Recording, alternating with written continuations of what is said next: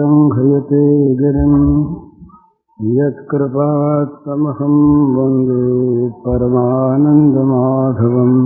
श्रीमन्मदनगोपालं बृन्दारण्यपुरन्दरं श्रीगोविन्दं प्रपद्येऽहं दीनानुग्रहकारकं वन्दे मुकुन्दमरविन्ददलायताक्षम् कुन्देन्दुशङ्खदशनं शिशुरूपवेशम् इन्द्रादिदेवगणवन्दितपादपीठम् वृन्दावनालयमहं वसुदेवसूनुम् नवजलधरवर्णं चम्प्रकोद्भासिकरणं विकसितनलिनास्यं विस्फुरन्मन्दहास्यम् कनकरुचिदुकूलं चारुबर्हावचूलं कमपि निखिलसारं नौम्य गोपीकुमारम्। वंशीविभूषितकरान्नवनीरदाभात् पीताम्बरादुर्बिम्बफलाधरोष्ठात् पूर्णेन्दुसुन्दरमुखादरविन्दनेत्रात् कृष्णात् परं किमपि तत्त्वमहं न जाने। श्रीहरिः।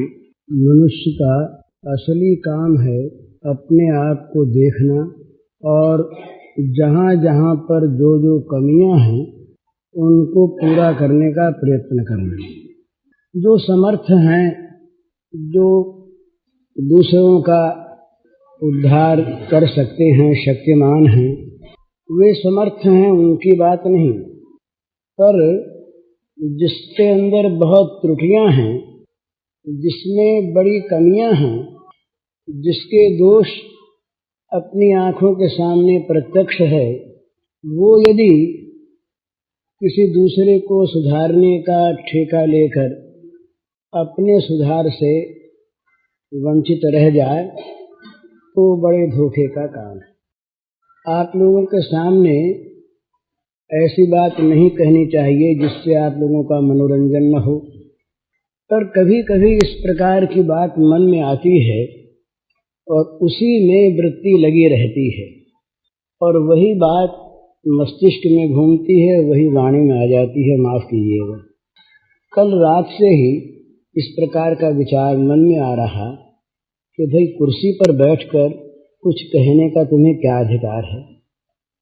ये तो अत्यंत जघन्यपना है, जिसमें अपने में हजारों दोष भरे हों, कमजोरियां जहां तहां पर स्वच्छंद रूप से रह रही हों, वो मनुष्य दूसरे की कमजोरी दूर करने का क्या साहस करेगा, कैसे करेगा? और वो करता है तो वो एक मिथ्या अभिमान का प्रदर्शन मात्र है और कुछ नहीं। उसे तो चाहिए कि चुपचाप अलग रहकर अपने आप को निर्दोष बनाने की चेष्टा करे। कोई गुण, कोई अच्छी बात अपने को अच्छी लगती हो, उसे जीवन में उतारने की चेष्टा करे और यदि हो सकता हो तो उपदेश शिक्षा देने के बदले दूसरे के दुखों को अपना दुख बनाने की चेष्टा करे।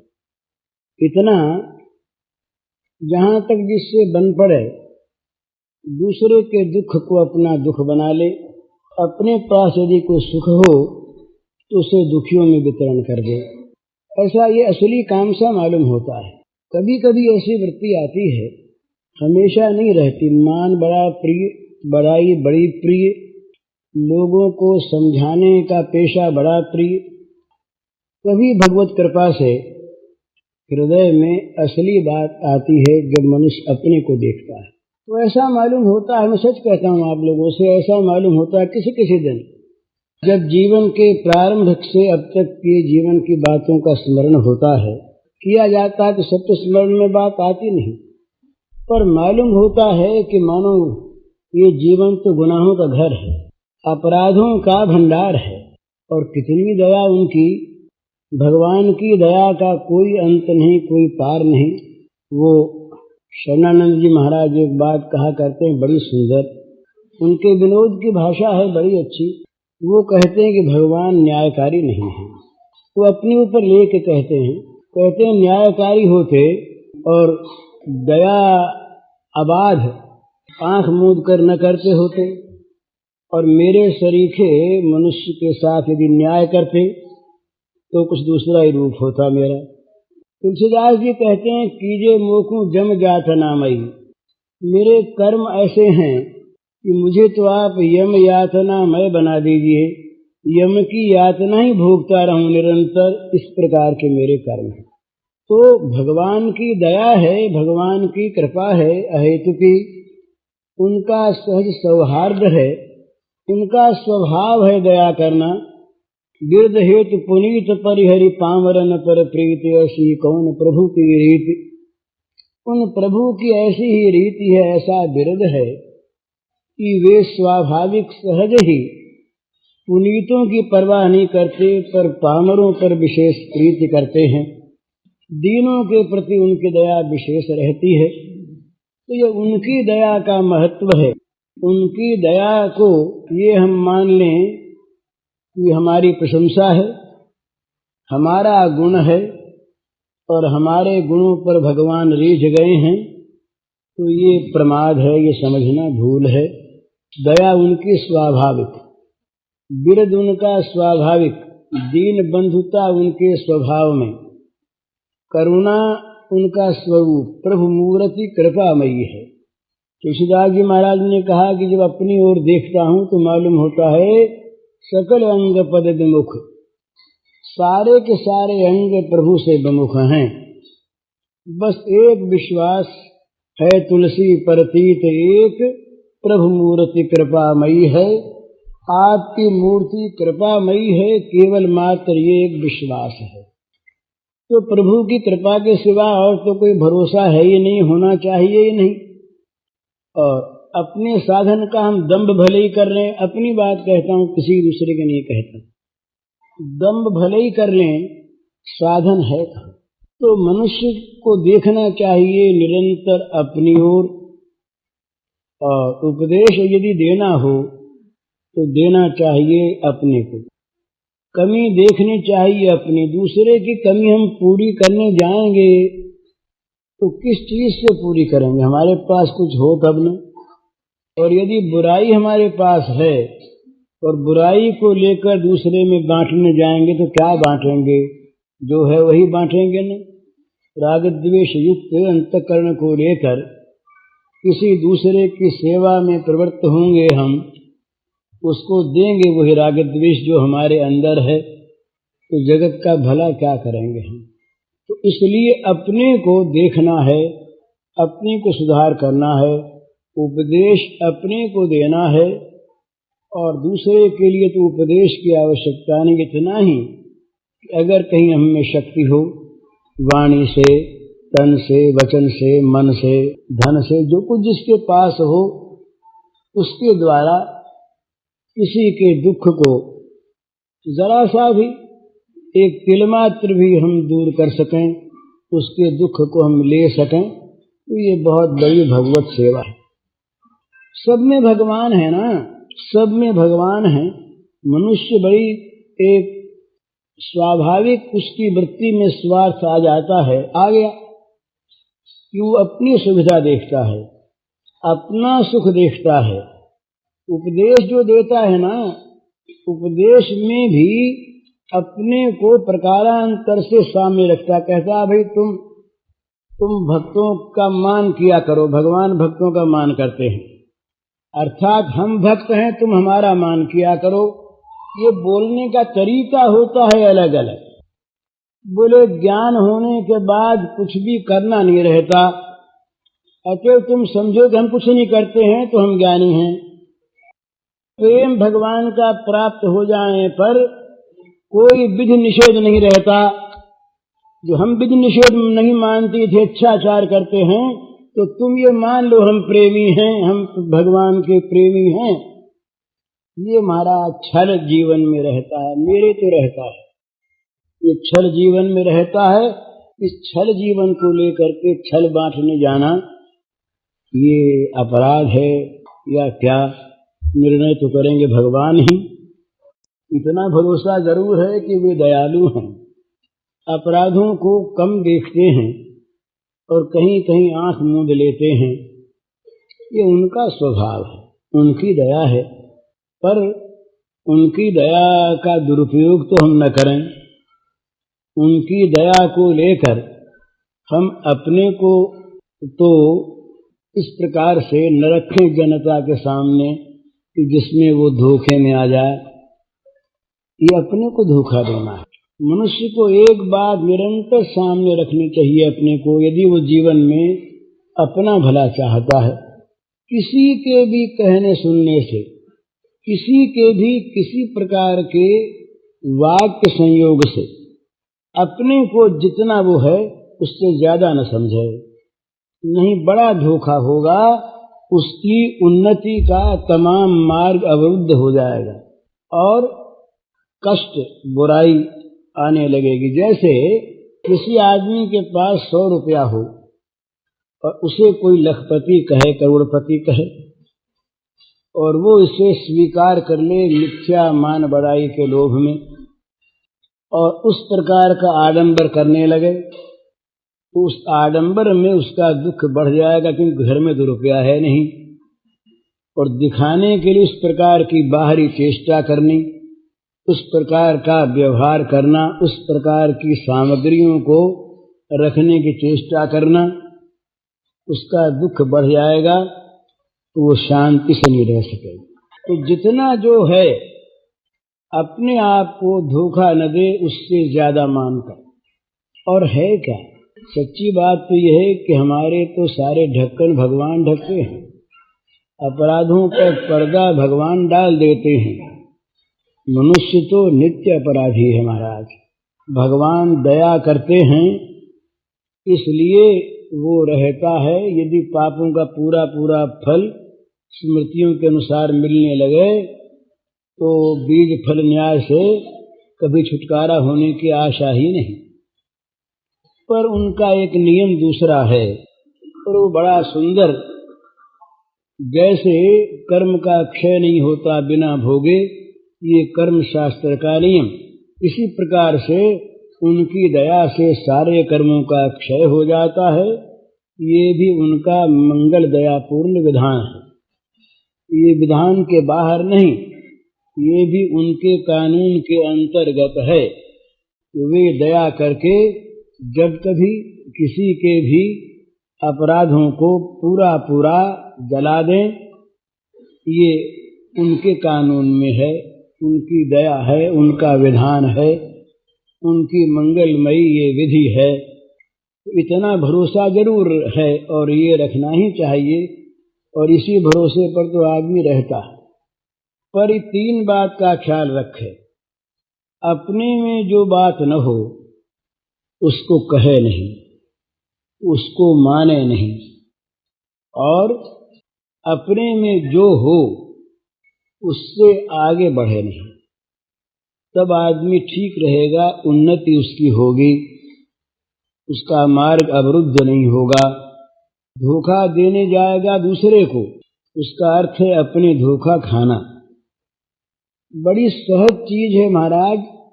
ये 10, 100, 50,000 आदमियों में बैठ करके और उनको फुसलाकर भुलाकर उनके द्वारा मान प्राप्त कर लेना बहुत कठिन नहीं है। और मनुष्य श्रद्धालु होते ही हैं। केवल भारतवर्ष में नहीं, यूरोप में यही हाल है। यूरोप में भी वहाँ ये मानव में श्रद्धा स्वाभाविक होती है। एक एक यहाँ के लोग जाते हैं, वो अच्छे नहीं ये मैं नहीं कहता, बड़े अच्छे, वहाँ उनके लाखों शिष्य बन जाते हैं। हिंदुस्तान कैसे बहुत लोग गए और वहाँ ये हाल है, तो बड़ा अच्छा है। दुरुपयोग न हो तो, अगर वो चीज यथार्थ हो, जेन्युइन हो, तो कोई आपत्ति नहीं, बड़ा अच्छा है। पर यदि दंभ हो तो बहुत बुरा है। तो जीवन में दंभ न आने पावे, सबसे बड़ी बुरी चीज जो है वो दंभ है। हो नहीं उसे दिखाया जाए। काम इतना बुरा नहीं, क्रोध इतना बुरा नहीं, क्योंकि वो तो दिखता है ना दोष है। और दंभ तो दोष देखने नहीं देता, बल्कि दोष को निरंतर गुण बनाकर प्रकट करना चाहता है। दोष का नाश नहीं चाहता दंभ दोष का नाश नहीं चाहता। तो स्वयं एक ऐसा विकट दोष है जो सारे दोषों को अंदर खजाने में रखे रहता है और दोषों का विनाश न चाहकर झूठे ही गुणों का प्रदर्शन करता है। आसुरी संपत्ति में सबसे पहले भगवान ने दंभ का नाम लिया। दंभो दर्पोभिमानश्च क्रोध पारुष्यमेव च। दंभ लोग दिखाने के लिए अपने को संत महात्मा जो है नहीं वैसा जाहिर करना और वैसा बनने का न प्रयत्न करना, न इच्छा करना, न चेष्टा करना, ये जो पाखंड प्रियता है ये मनुष्य के जीवन में जब आ जाती है तो उसके सुधार का आगे बढ़ने का मार्ग अवरुद्ध हो जाता है, रुक जाता है।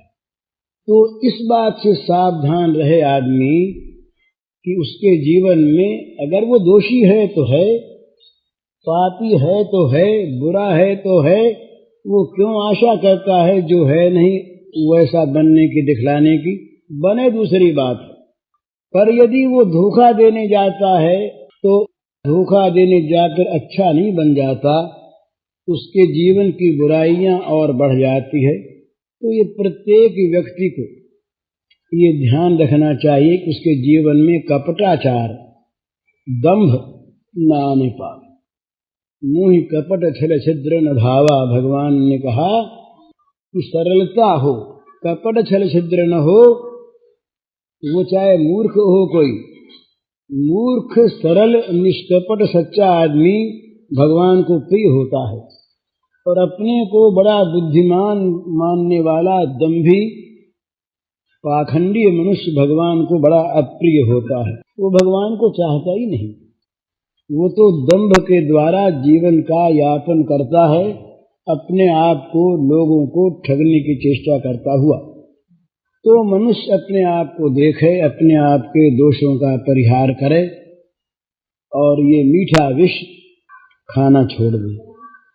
मुझे तो स्वामी जी की बात बड़ी अच्छी लगती है। कई बार कहा करते हैं कि मन होता है अकेले में बैठ करके और राम राम करें और ये सब छोड़ दें, पर इनसे मैं क्या कहूँ, जब मैं नहीं छोड़ता, इच्छा तो मेरी कभी कभी ऐसी होती है, चाहे दंभ से होती हो, अच्छा लगता है तो इनको भी सलाह तो यही देता हूँ कि दुनिया के सुधार का ठेका छोड़ दो।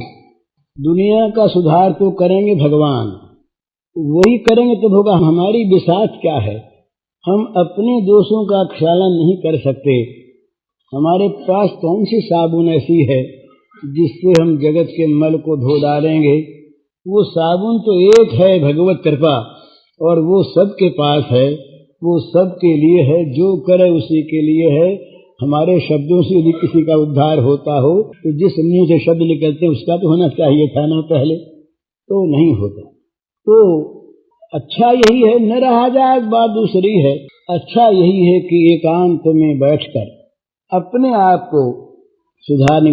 तो बोले भाई फिर दुनिया का उद्धार कैसे होगा। अब ये समर्थों की बात तो दूसरी है, पर दुनिया का उद्धार तो करने वाले जिनकी दुनिया है वो देखेंगे। हमने यदि अपना सुधार कर लिया, उस दुनिया के भी एक अंश का सुधार कर दिया ना। ये व्यक्तियों का समूह ही तो समष्टि है, और है क्या समष्टि? जगत क्या वस्तु है? ये व्यक्तियों का समूह समष्टि है। एक एक व्यक्ति अगर ठीक होने लगे तो सारा समाज समष्टि ठीक हो जाएगी, और सभी इस चेष्टा में लगे कि हम तो चाहे ठीक हो न हो, दूसरे को ठीक करना है, तो कोई ठीक नहीं होगा। ऊपर से एक बार बीरबल ने कहा कि हम आपको दुनिया कैसे गतिकानुगतिक काम करती है और कैसे अपने आप को धोखा देती है, आपको दिखावें। बोले दिखाओ। तो उन्होंने एक मुनादी करवा दी, घोषणा ढोरा पिटवा दिया कि अमुक जगह अमुक कुंड में कल सबको एक एक लोटा दूध डालना है। फैल गई बात सारे शहर में, भाई कल अमुक समय दूध डालना है। मैंने सोचा कि इतने आदमी दूध डालेंगे, अपने एक लोटा पानी डाल दे तो क्या हर्ज है, किसको पता लगेगा। आपने ये सोचा, आपने ये सोचा, आपने ये सोचा। दो एक मूर्ख भले दूध डाल आए, बाकी पानी पानी आया, तो दूध आया ही नहीं। तो यही चीज है महाराज, दुनिया का सुधार हम करें और अपनी ओर देखें नहीं तो होगा क्या? सुधार कहीं नहीं होगा, किसी का नहीं होगा, सब जो के त्यों रह जाएंगे, पानी पानी, दूध कहीं नहीं।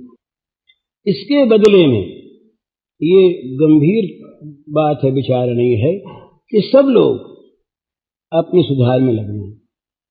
तो क्या होगा कि समाज का सुधार अपने आप होगा। सब लोग अपना आप सुधार करने लगे तो समाज तो है क्या? व्यक्तियों का समूह ही तो समाज है ना। तो समाज को ठीक करने के लिए व्यक्तियों का ठीक होना आवश्यक है। हम व्यापक रूप से समाज का सुधार करना चाहते हैं और वो व्यापकता जिनको लेकर बनी है उसका सुधार करेंगे नहीं तो सुधार व्यापक क्या होगा? वाणी में हो जाएगा। हमने प्रगति की, प्रगति, उन्नति, उत्थान, अभ्युदय, ये विकास, ये शब्द बड़े सुंदर हैं, पर इन सब का यथार्थ अर्थ है वो कि जब इस प्रकार की परिस्थिति क्रिया रूप में बन जाए तब, स्वरूपतः हो जाए तब। नहीं तो बहुत दफे हम विनाश को विकास मान लेते हैं, हम बुराई को भलाई मान लेते हैं, हम द्वेष के विस्तार को जागृति मानते हैं।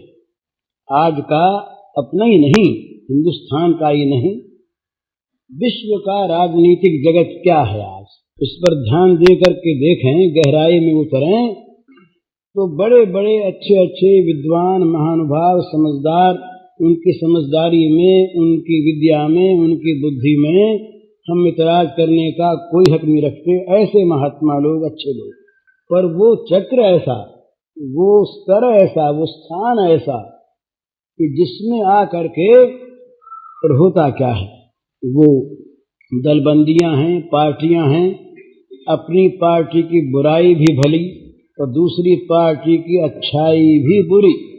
ये स्पष्टतया हम कहते हैं कि माना ये चीज ठीक नहीं, पर हमारी पार्टी ने मान लिया, इसलिए हम इसे मानने को बाध्य हैं। अब उस बुराई को लेकर हम अपनी बुराई की रक्षा के लिए लड़ते हैं। अब समाज का कल्याण कैसे होगा? समाज तो हम ही से बना है ना। ये जितने भी जगत के लोग पार्टियों वाले, वो हम ही तो हैं, दूसरे कौन है? उन पर दोष और हम निर्दोष, ये मानना तो भूल है ना, सब हम ही तो हैं। पर हमारा दृष्टिकोण जब ये हो जाता है कि दूसरे का सुधार करें, अपना चाहे न हो, दूसरी ओर देखें, अपने न देखें अपनी ओर। हम जगत से कहते हैं सच बोलो, सब के सब सच बोलो, और हम सच न बोलें।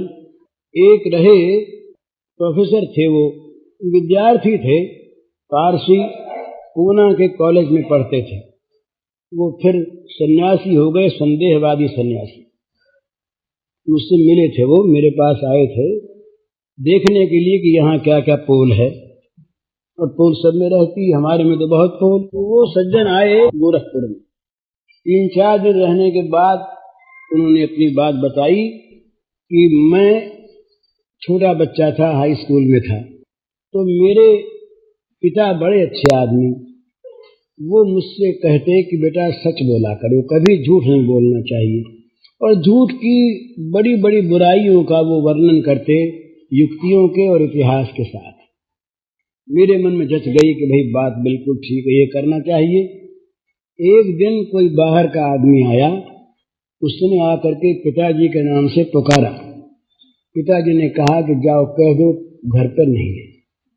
अब मामूली सी बात थी, उन्होंने कहा कि मैं बच्चा था, फिर मेरे खटकी बहुत कि जो पिताजी रोज रोज मुझे सत्य का उपदेश करते हैं, वे पिताजी अपने मुंह से मेरे द्वारा झूठ बुलवाते हैं।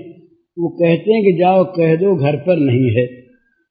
तो वो गया, कह आया, लौट गया वो आदमी। इसके बाद आकर उसने पिताजी से कहा, उन्होंने कहा मुझसे कि मैंने पिताजी से कहा कि पिताजी आप सत्य के लिए इतना उपदेश करते हैं, और मेरे समझ में भी आई बात की ठीक कहते हैं आप। आज जो आपने कहा कि उस जाओ कह दो घर में नहीं है, इसका क्या अर्थ है?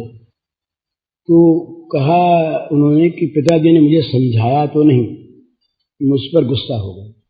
गुस्सा हो करके और बड़े जोर से मुझको डांट के कहा कि तू मेरे सामने बोलता है, मैं कहूँ सो कर।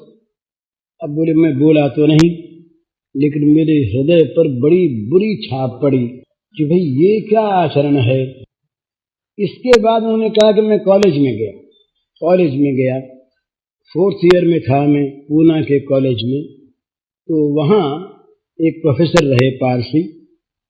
वो प्रोफेसर शराब की बुराइयों का वर्णन करते लेक्चर में युक्तियों के साथ बड़े अच्छे ढंग से। तो हम विद्यार्थियों में पारसी शराब पिया करते हैं। बोले हम विद्यार्थियों में ये बात मन में बैठी कि शराब पीना बहुत बुरा, शराब छोड़ना चाहिए। हम लोगों ने बहुतों ने छोड़ भी दिया, बड़ा अच्छा असर हुआ। एक दिन उन प्रोफेसर साहब के घर गए, हम देखा वो शराब पी रहे। तो हमने उनसे बड़ी नम्रता से पूछा कि प्रोफेसर साहब इतना आप लेक्चर देते हैं बड़ा सुंदर युक्तिपूर्ण, और आप शराब पीते हैं। तो वो भी खींच गए और खींच करके बोले कि बेवकूफ हो तुम, अरे प्राइवेट लाइफ का पब्लिक लाइफ से क्या संबंध है? वो तो हमारी पब्लिक लाइफ की चीज है। जब हम लेक्चर देते हैं कॉलेज में प्रोफेसर के पद से, वो तो हमारी पब्लिक लाइफ है, वो तो पब्लिक में कहने की चीज है। और ये घर हमारी प्राइवेट लाइफ। तो घर में हम जो कुछ भी करें, हमारे घर के जीवन से बाहर के जीवन का क्या संबंध? वो बाहर का जीवन, ये घर का जीवन। बाहर आज हम जाएंगे वहां वही लेक्चर देंगे कि शराब नहीं पीना है, और घर में हम चाहे शराब पिए चाहे न पिए, तुम इसमें बोलने वाले कौन? तुम सभा में बोल सकते हो। अब जहां ये हो अपने जीवन को सुधारने की चेष्टा न हो और जगत को सुधारने के लिए लेक्चरबाजी हो, वहां सुधरेगा कौन? वह सुधरेगा कैसे? तो सबसे पहले मनुष्य का कर्तव्य है कि जिस चीज को अच्छा समझे, दुनिया की परवाह न करे।